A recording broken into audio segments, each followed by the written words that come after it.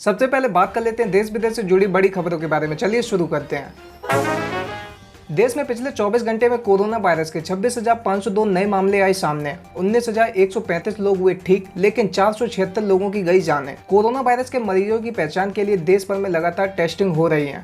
सोमवार को ही देश भर में कुल 2.83 लाख से ज्यादा टेस्ट किए गए। देश में कुल कोरोना वायरस टेस्टिंग का आंकड़ा बढ़कर 1.10 करोड़ के पार पहुंचा। पुणे, पिंपरी चिंचवड और पुणे ग्रामीण के कुछ हिस्से 22 गांव में 13 जुलाई से 23 जुलाई तक लॉकडाउन। बोइंग का अपाचे और चिनूक हेलीकॉप्टर ऑर्डर पूरा। आखिरी 5 हेलीकॉप्टर भारतीय वायुसेना में जून के आखिरी हफ्ते में हिंडन एयरबस पर सौंप दिए गए। प्रधानमंत्री मोदी ने मध्य प्रदेश के रीवा में स्थापित एशिया की सबसे बड़ी सौर ऊर्जा परियोजना को दिल्ली वीडियो कॉन्फ्रेंसिंग के जरिए राष्ट्र को किया समर्पित। इस परियोजना में 250 मेगावाट क्षमता की 3 इकाइयां। मेघालय के मुख्यमंत्री ने शुक्रवार को कहा कि राज्य में बीएसएफ के 26 और जवान कोरोना वायरस से संक्रमित। राज्य में संक्रमित सुरक्षा कर्मियों की कुल संख्या हुई 91। राष्ट्रीय जांच एजेंसी एनआईए ने Kerala gold smuggling scandal case की जांच का जिम्मा लिया अब अपने हाथों में। केस की जांच की जिम्मेदारी संभालते ही एनआईए ने आरोपियों के खिलाफ दर्ज की एफआईआर। पूर्व केंद्रीय मंत्री पी चिदम्बरम ने कहा कि लोग एलएसी से सैनिकों के हटने की प्रक्रिया पर रखेंगे नजर। कर्मचारियों के संक्रमित होने के बाद कर्नाटक के सीएम ने शुक्रवार को कहा घर से काम करेंगे। दिल्ली के शास्त्री भवन स्थित सूचना एवं प्रसारण मंत्रालय में शुक्रवार सुबह लगी आग। अग्निशमन दस्ते ने कुछ ही मिनटों में आग पर पाया काबू। जम्मू कश्मीर के बांदीपोरा में बड़ी सफलता। लश्कर ए तैयबा का आतंकवादी गिरफ्तार। आतंकवादी के पास से बरामद किया गया गोला बारूद। पाकिस्तान की ओर से शुक्रवार सुबह सीज फायर का उल्लंघन। पाकिस्तान की ओर से एलओसी पर की गई फायरिंग से सेना का एक जवान शहीद। विकास दुबे मारा गया एनकाउंटर में। बताया जा रहा है वाहन पलटने के बाद विकास पुलिस कर्मियों से हथियार छीनकर भागने की कोशिश की। इसके बाद पुलिस ने जवाबी कार्रवाई में गोली चलाई, जिससे विकास दुबे की मौत हो गई। भारतीय क्षेत्र पर नेपाल के दावे के विरोध में संगठन ने सामने रखा पुराना डाक टिकट।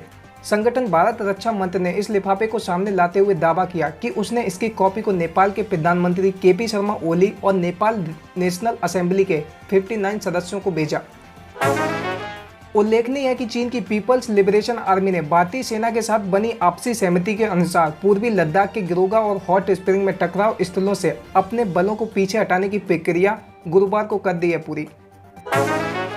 सरकारी सूत्रों से मिली जानकारी के अनुसार पेंगोंग झील पर भी पीछे हटी चीनी सेना फिंगर 4 से फिंगर 5 पर पहुंची। खबर कश्मीर से। पंपोर में सेना के काफिले पर हमला, सर्च ऑपरेशन जारी।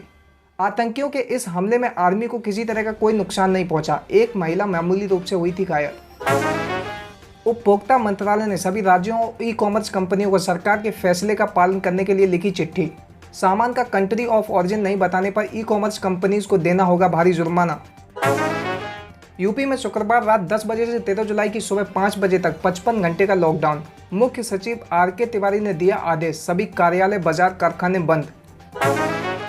अब व्हाट्सएप और टेलीग्राम पर मिलेंगे कानूनी नोटिस और समन।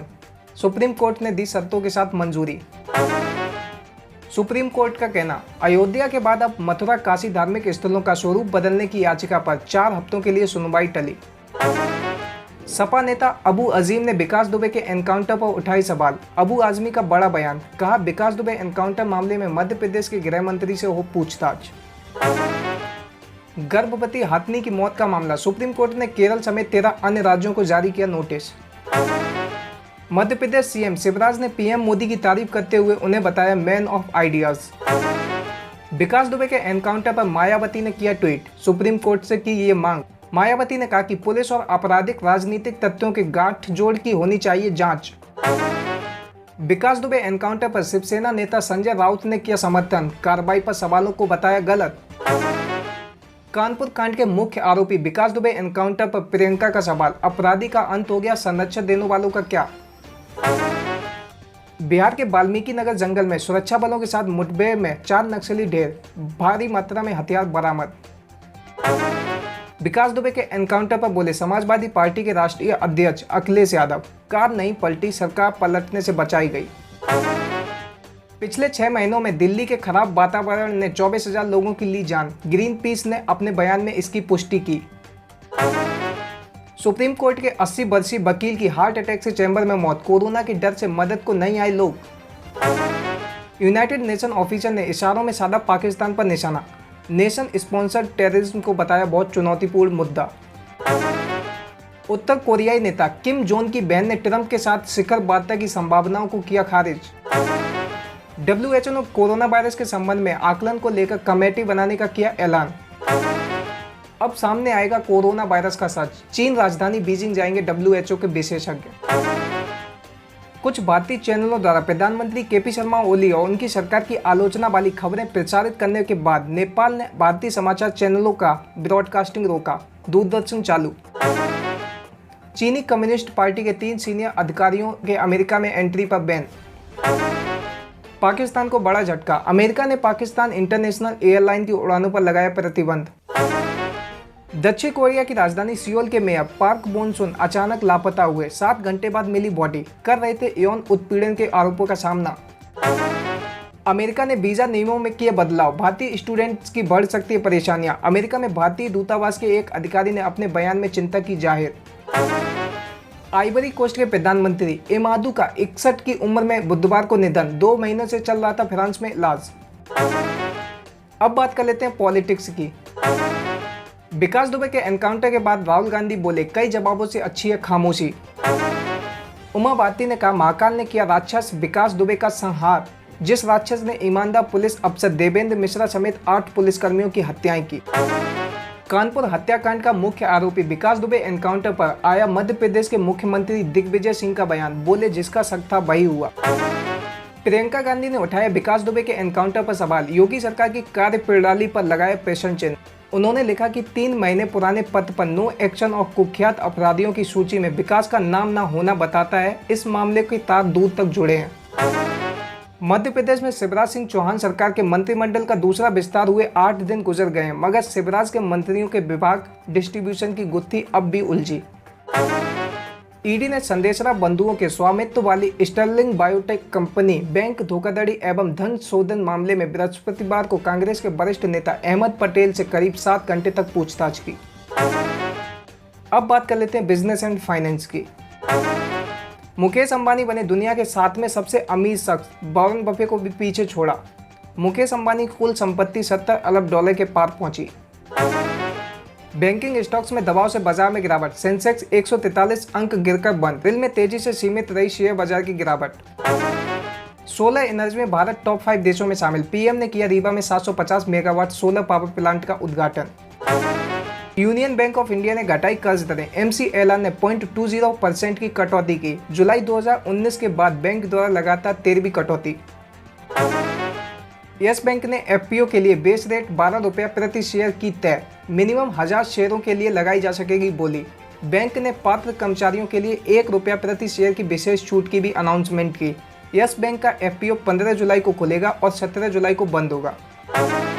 टमाटर का भाव अधिकांश शहरों में 60 से ₹70 प्रति किलो। पासवान ने कहा, इसकी वजह कमी वाला मौसम। देश में सालाना लगभग 1,97,00,000 टन टमाटर का उत्पादन होता है, जबकि खपत है लगभग 1,15,00,000 टन। इंद्रप्रस्थ गैस लिमिटेड ने दिल्ली, NCR तथा अदर शहरों में बढ़े CNG के दाम। शुक्रवार सुबह से बड़ी कीमतें होंगी लागू। जियो BP ब्रांड नाम से ईंधन की खुदरा बिक्री करेगी BP रेल। अगले 5 सालों में ईंधन स्टेशन और कर्मचारियों की संख्या करीब 4 गुना करने की योजना। डॉलर के मुकाबले रुपया 21 पैसे टूटकर 75.20 पर बंद। डॉलर इंडेक्स 0.09% की बढ़त के साथ 96.79 के स्तर पर आया। अब बात कर लेते हैं कैरियर एंड जॉब्स की। Council for the Indian school certification exam ने ICSE बोर्ड के 10वीं व 12वीं के नतीजे किए जारी। राहुल गांधी का बयान, UGC को परीक्षाएं रद्द कर विद्यार्थियों को प्रमोट कर देना चाहिए। हरियाणा सरकार की बड़ी अनाउंसमेंट, 9वीं से 12वीं क्लास के सिलेबस को कम किया जाएगा।